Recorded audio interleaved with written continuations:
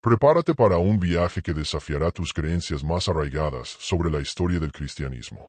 Una figura femenina, envuelta en siglos de malentendidos, silencios y distorsiones, está a punto de emerger con una fuerza que pocos imaginaron. Lo que estás a punto de escuchar no es solo un relato alternativo. Es una puerta abierta a una versión de los hechos que fue silenciada durante generaciones. Hablamos de María Magdalena, una mujer cuya imagen fue reducida durante siglos a la de una pecadora arrepentida, pero que podría haber sido mucho más que eso. Hoy, vamos a explorar documentos antiguos, descubrimientos sorprendentes y teorías que apuntan a que ella fue una discípula clave, quizás incluso la más cercana a Jesús. Respira profundo, porque lo que viene a continuación podría cambiar tu forma de entender la historia sagrada.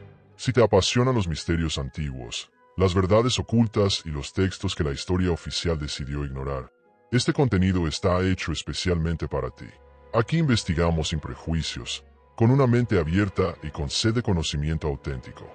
Hoy nos adentramos en uno de los capítulos más intrigantes de la espiritualidad, el llamado Evangelio perdido de María Magdalena. No se trata simplemente de un manuscrito olvidado, sino de un texto que propone una interpretación completamente distinta del papel que jugó esta mujer en los inicios del cristianismo. Vamos a desenterrar revelaciones ocultas entre líneas, interpretar símbolos antiguos y analizar el impacto que estas ideas podrían tener en la forma como vemos nuestra fe, nuestra historia y nuestras creencias más profundas. Durante siglos, la imagen predominante de María Magdalena fue la de una mujer marcada por el pecado, confundida con otras figuras femeninas de los evangelios, y presentada como una prostituta perdonada. Pero, ¿y si todo eso fue producto de una lectura errónea, o incluso de una construcción intencional para silenciar su verdadera influencia? Manuscritos antiguos, como los descubiertos en Nag Hammadi en 1945, sugieren que Magdalena no solo fue una seguidora, sino una líder espiritual con un entendimiento profundo de las enseñanzas de Jesús. Algunos fragmentos del Evangelio atribuido a ella la presentan guiando a otros discípulos, enseñando conceptos elevados y mostrando una conexión directa con lo divino. ¿Por qué entonces su historia fue borrada o distorsionada durante siglos? Este no será un simple repaso de hechos históricos. Vamos a sumergirnos en capas de interpretaciones, teorías esotéricas y referencias ocultas en el arte del Renacimiento, así como en los textos gnósticos que presentan a María Magdalena como portadora de una sabiduría secreta. Hablaremos de cómo estas ideas sobrevivieron a lo largo del tiempo, escondidas en cuevas, ocultas en códices y finalmente rescatadas en épocas modernas. También analizaremos cómo estas revelaciones han dividido opiniones. Algunos las ven como una amenaza al orden establecido, mientras que otros las consideran una oportunidad para reconstruir una espiritualidad más auténtica, inclusiva y profunda. Quédate hasta el final, porque vamos a recorrer desde el siglo I hasta nuestros días, pasando por el siglo V y los eventos clave del siglo XX que reavivaron este misterio. También hablaremos sobre las tensiones entre los apóstoles y el papel que la figura de Magdalena pudo haber jugado en disputas internas. Examinaremos fragmentos específicos del Evangelio atribuido a ella y lo que revelan sobre su relación con Jesús. ¿Fue simplemente una discípula? ¿O hubo una conexión más íntima y espiritual que desafía los límites de lo que la tradición quiso conservar? Además, revisaremos cómo artistas como Leonardo da Vinci han sido vinculados con mensajes ocultos relacionados con Magdalena, insertados sutilmente en sus obras más icónicas. Todo esto forma parte de una narrativa que incomoda, pero también ilumina y expande la conciencia de quienes están dispuestos a escuchar más allá de lo oficial. Y recuerda, esto no es un dogma, ni una imposición. Es una invitación a reflexionar, a cuestionar, a buscar con curiosidad y sin miedo. La historia no siempre es como nos la contaron, y muchas veces las voces más importantes fueron silenciadas por siglos. Es momento de escuchar lo que María Magdalena tal vez siempre quiso decir y que por fin está encontrando eco en nuestros tiempos. Vamos ahora a comenzar por lo básico. ¿Quién fue María Magdalena según la tradición bíblica canónica? ¿Y cómo difiere esa imagen de la que encontramos en los evangelios apócrifos y gnósticos? Esa comparación es el primer paso esencial para comprender el terreno sobre el cual estamos pisando. En la visión gnóstica, el mundo material no es una creación divina perfecta, sino una especie de cárcel ilusoria que atrapa la esencia verdadera del ser humano, su alma. Para los gnósticos, La liberación espiritual no ocurre a través de rituales visibles ni estructuras eclesiásticas, sino mediante el conocimiento oculto, o gnosis, que despierta al alma y le permite escapar de la ilusión del mundo físico. Fue en ese contexto, en medio de debates intensos y corrientes divergentes dentro del cristianismo primitivo, donde surgió el Evangelio atribuido a María Magdalena. Este texto no forma parte del Nuevo Testamento y su contenido incompleto ha llegado a nosotros en fragmentos dispersos. Uno de los más importantes fue hallado en el llamado Códice de Berlín en 1896, escrito en copto, la lengua del antiguo Egipto cristiano. Sin embargo, fue solo tras los descubrimientos de Nag Hammadi en 1945 que la comunidad académica empezó a revisar seriamente estos textos, revelando un panorama mucho más complejo del que se pensaba sobre los primeros cristianos y su diversidad teológica. La palabra evangelio proviene del griego evangelion, que significa buenas noticias. Pero en el caso del Evangelio de María, no estamos ante una narración clásica sobre milagros o parábolas, sino frente a un conjunto de enseñanzas profundas y misteriosas, comunicadas directamente a María Magdalena por un Jesús ya resucitado. En una de las escenas más enigmáticas del texto, Jesús aparece a sus discípulos tras su resurrección, pero en vez de dirigirse a todos por igual, se enfoca en compartir revelaciones espirituales privadas con María. Los discípulos, lejos de entender todo lo que ocurre, se muestran atemorizados y confundidos. Es entonces cuando María se levanta, los tranquiliza y comienza a transmitir lo que Jesús le confió. Este detalle cambia por completo la narrativa tradicional.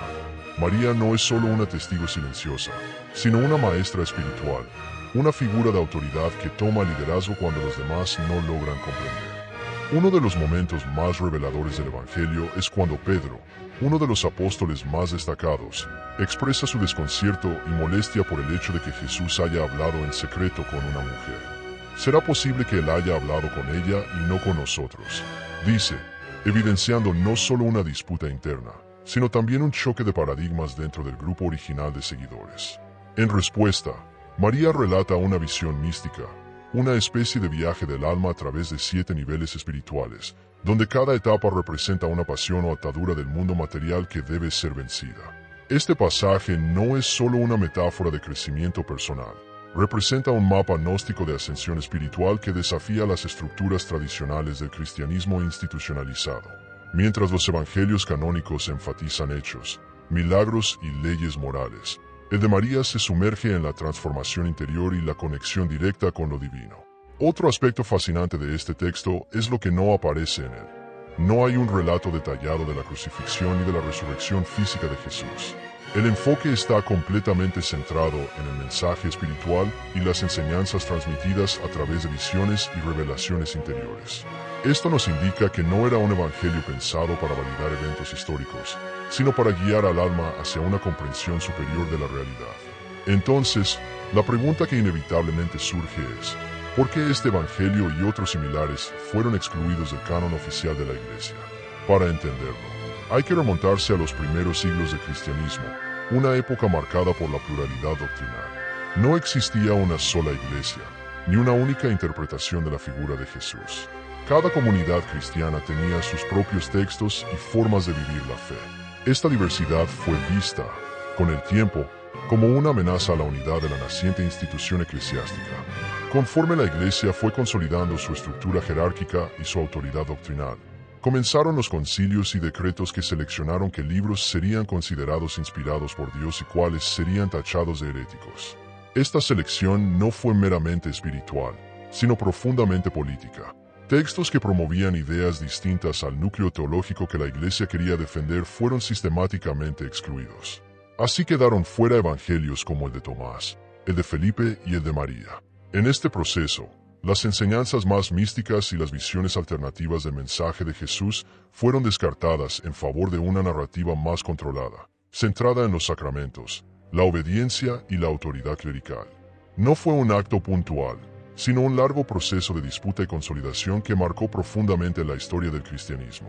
El hecho de que el Evangelio de María coloque a una mujer en el centro de la revelación divina, siendo portavoz de secretos espirituales e interlocutora directa de Jesús, posiblemente generó un gran malestar entre los sectores más patriarcales de la época. En una sociedad donde la autoridad religiosa estaba monopolizada por hombres, Reconocer a María Magdalena como líder espiritual podía desestabilizar el orden establecido. Además, la propuesta gnóstica de que la salvación se obtiene por medio del conocimiento interior, sin necesidad de estructuras religiosas visibles, atentaba contra la consolidación de una iglesia organizada, con jerarquías y dogmas bien definidos.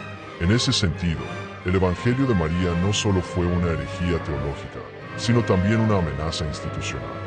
Su exclusión del canon puede verse como una manera de silenciar voces que proponían otra forma de entender el mensaje de Cristo, una forma más libre, más igualitaria y más introspectiva.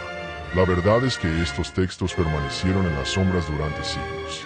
Muchos fueron destruidos, otros escondidos en cavernas y otros guardados en bibliotecas inaccesibles para la mayoría. Ahora llegamos a una parte fascinante, cómo y cuándo estos fueron redescubiertos. En el caso de Nag Hammadi, en 1945, unos campesinos encontraron jarras con códices en la región del Alto Egipto. Estos documentos en copto contenían varios textos gnósticos. El Evangelio de María no estaba en esa colección, pero el interés que despertó Nag Hammadi ayudó a revelar y traducir otros textos similares. La coincidencia de este descubrimiento con un periodo de efervescencia intelectual en Occidente, cuando los estudiosos comenzaron a cuestionar muchas suposiciones sobre los orígenes del cristianismo, fue fundamental. Este renovado interés en comprender estos evangelios marginalizados del canon comenzó a ganar fuerza. A medida que esta ola académica avanzaba, surgieron teorías de conspiración. Algunos creen que la Iglesia intentó suprimir estos documentos deliberadamente, temiendo que destruyeran los cimientos del cristianismo institucional. Otros argumentan que fueron simplemente descartados porque no coincidían con la doctrina oficial. Sea como fuere, el Evangelio de María y otros apócrifos cuestionan la forma en que muchas personas entienden a Jesús, el cristianismo y el papel de la mujer en las primeras comunidades. Ya hemos visto cuán diferente es la imagen de María Magdalena en estos escritos, pero ¿tuvo algún tipo de relación íntima con Jesús? Esta pregunta ganó popularidad, especialmente después del éxito de novelas como El Código da Vinci. En el Evangelio de Felipe, también gnóstico, se sugiere que Jesús solía besar a María Magdalena de una manera especial, lo que generaba celos entre los discípulos. La interpretación varía. Para algunos, es un símbolo de cercanía espiritual. Para otros, una evidencia de un apego romántico, al menos, un afecto que iba más allá de la relación de maestro y discípulo. La verdad es que María Magdalena era amada por Jesús. Incluso en los evangelios canónicos aparece en momentos cruciales. En los textos gnósticos, ella es presentada como la gran confidente, quien entendía mejor las palabras de Jesús que los demás y se atrevía a preguntar más allá de lo que se esperaba de una mujer de la época. Esta postura progresista y luminosa podría haber sido silenciada por una tradición que valoraba más las figuras masculinas. Aún más si recordamos que en la historia oficial Pedro es el líder, la roca de la Iglesia, el primer papa en la tradición católica. La rivalidad entre María y Pedro en el Evangelio de María parece reflejar una disputa real sobre la legitimidad en las primeras comunidades cristianas. Ahora, vamos a profundizar en las posibles conexiones entre estos secretos y el arte de Leonardo da Vinci. Puede parecer un gran salto en el tiempo, pero existen teorías que afirman que ya en 1452, años después del nacimiento de Da Vinci, manuscritos o tradiciones orales circulaban con una visión alternativa sobre la relación entre Jesús y María Magdalena. Leonardo vivió durante el Renacimiento, un periodo en el que se redescubrieron textos antiguos. Era famoso por su interés en todo, desde la anatomía hasta el esoterismo. Una teoría popular sugiere que Da Vinci intencionadamente colocó en su obra La Última Cena la figura de Juan con rasgos femeninos, lo que implicaría que en realidad era María Magdalena.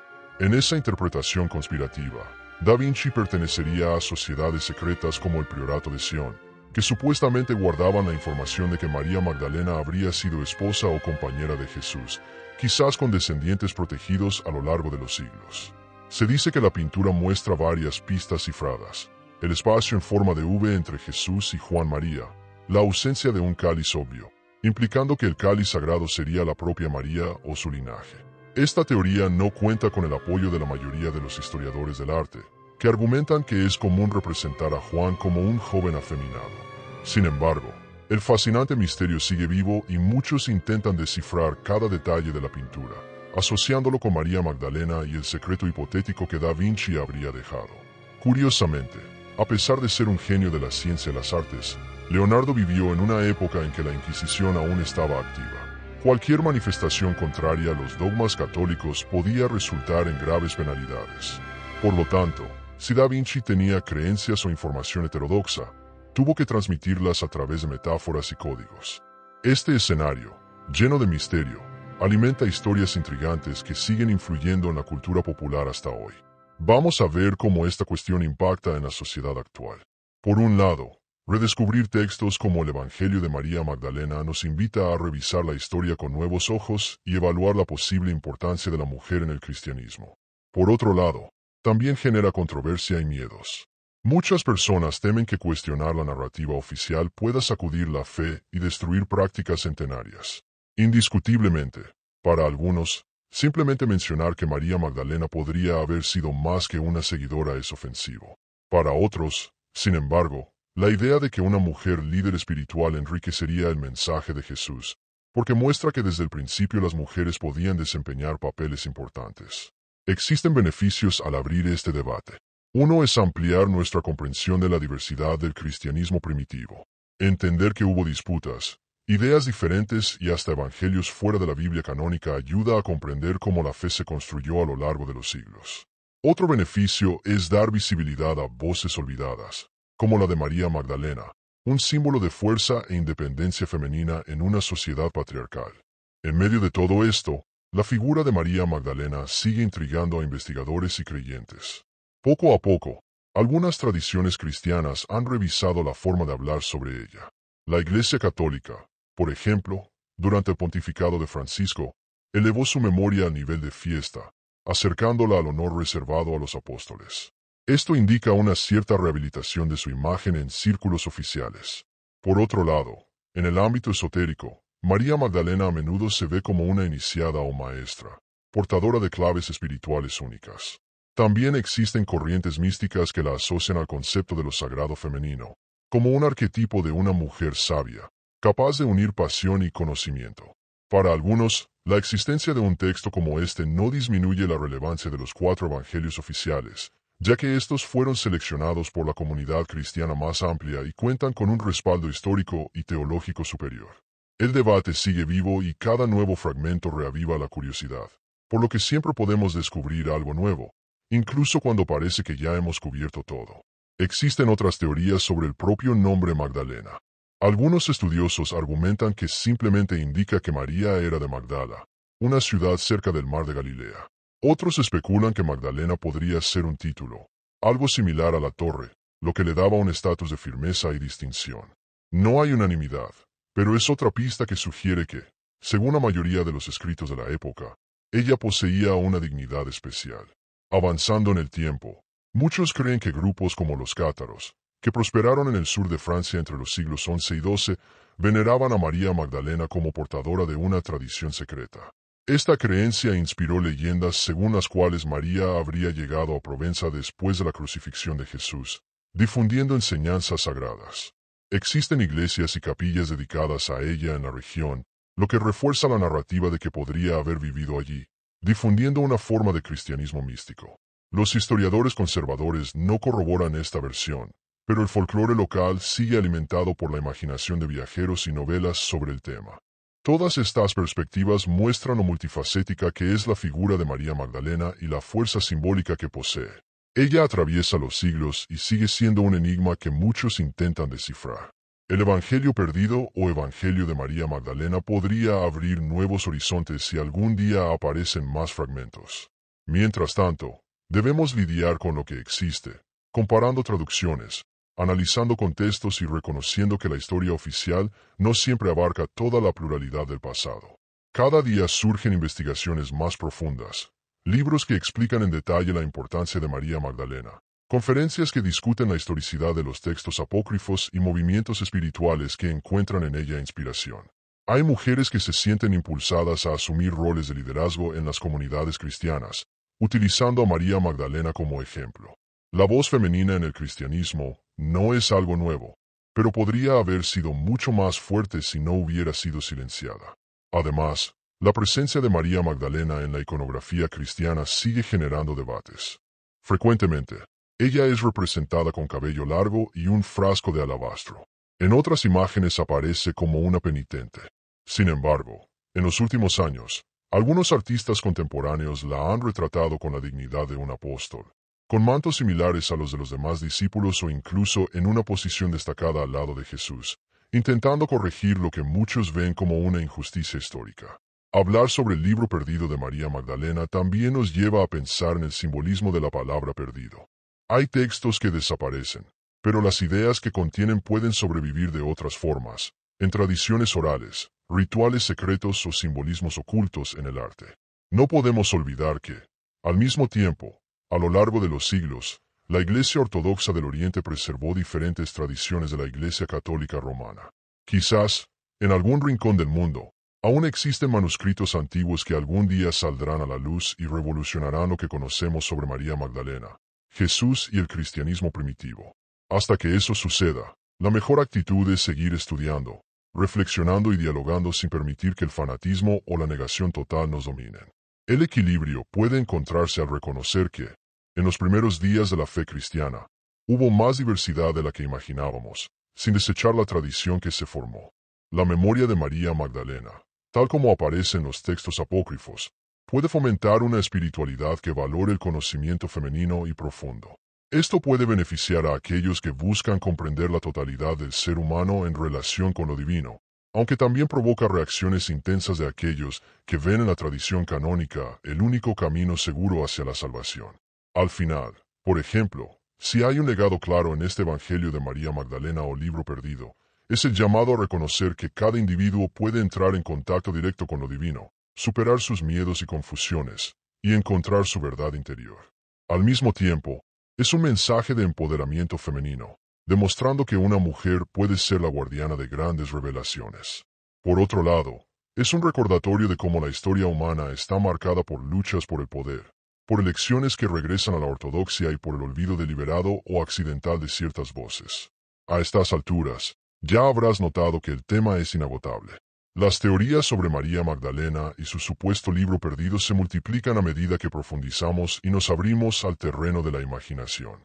Lo que no podemos negar es que la simple existencia de un evangelio que lleva su nombre y que describe diálogos espirituales y conflictos entre discípulos es suficiente para que muchos lo consideren una figura clave del cristianismo naciente. Aunque este evangelio no sea canónico, podría contener información valiosa sobre las diversas formas de vivir el seguimiento de Jesús. Así que concluimos este largo viaje. Espero que hayas aprendido algo nuevo sobre la historia, la espiritualidad y las grandes cuestiones en torno al libro perdido de María Magdalena. Probablemente saldrás de aquí con más preguntas que respuestas definitivas. Y eso es una de las señales de que el verdadero conocimiento sigue vivo en nuestra búsqueda. Al fin y al cabo, la fe y el estudio caminan juntos de la mano, y es en este juego de luces y sombras donde crecemos como seres espirituales y racionales. Si te gustó este tema, suscríbete a Iluminando y comparte este video con tus amigos. Eso ayuda mucho a continuar con este trabajo de exploración de misterios, historias y espiritualidades. Gracias por recibirme y acompañarme hasta ahora, dedicando tu tiempo e interés a un tema tan fascinante. Mantente atento para la próxima vez, porque seguiremos trayendo contenido que desafía nuestra forma de ver el mundo. Después de todo, siempre hay nuevos secretos por revelar, y lo que hoy llamamos oculto puede, mañana, convertirse en el centro de una nueva comprensión. Muchas gracias y hasta pronto.